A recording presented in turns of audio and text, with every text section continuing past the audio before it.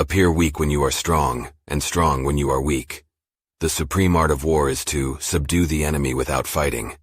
If you know the enemy and know yourself, you need not fear the result of 100 battles. All warfare is based on deception. In the midst of chaos, there is also opportunity. Opportunities multiply as they are seized. The greatest victory is that which requires no battle. To win 100 victories in 100 battles is not the acme of skill. To subdue the enemy without fighting is the acme of skill. The art of war teaches us to rely not on the likelihood of the enemy's not coming, but on our readiness to receive him. Victorious warriors win first and then go to war, while defeated warriors go to war first and then seek to win. Know yourself and know your enemy, and you will be victorious in 100 battles. The good fighters of old first put themselves beyond the possibility of defeat, and then waited for an opportunity of defeating the enemy. The greatest general is not the one who wins 100 battles, but the one who defeats the enemy without fighting.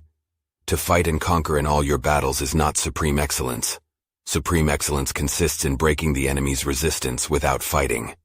The clever combatant imposes his will on the enemy, but does not allow the enemy's will to be imposed on him.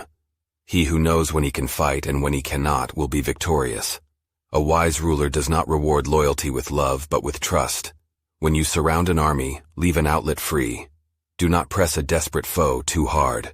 The general who advances without coveting fame and retreats without fearing disgrace, whose only thought is to protect his country and do good service for his sovereign, is the jewel of the kingdom.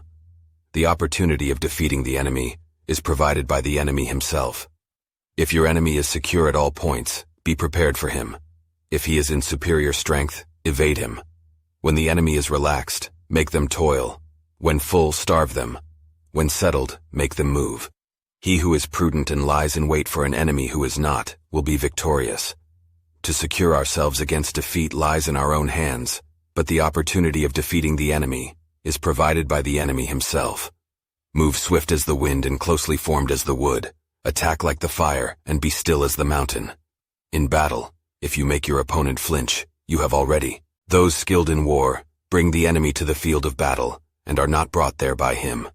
Supreme excellence consists in breaking the enemy's resistance without fighting. Treat your men as you would your own beloved sons, and they will follow you into the deepest valley. Let your rapidity be that of the wind, your compactness that of the forest. The general who advances without coveting fame and retreats without fearing disgrace, whose only thought is to protect his country and do good service for his sovereign, is the jewel of the kingdom. One mark of a great soldier is that he fights on his own terms, or fights not at all. Pretend inferiority and encourage his arrogance.